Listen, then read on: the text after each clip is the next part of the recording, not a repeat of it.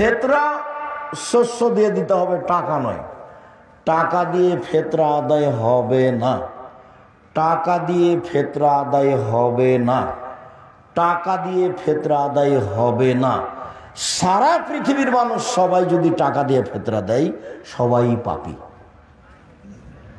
ভারত, বাংলাদেশ, পাকিস্তানের শতকরা 95 জন লোক মাঝাব মানে, তারা ইরাকের পরিমাপ অনুযায়ী 3.5 কেজি ধরে 1.25 কেজির দাম ধরে টাকা দেয়।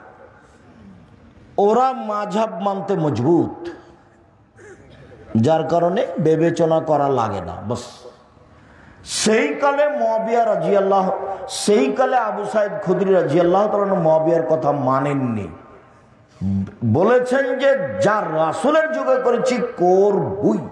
100 শস্য, 100 গম, 100 চাউল, 100 পনির, 100 খাদ্য, নাহলে 100 আটা, যেটা সহজ হয় 100।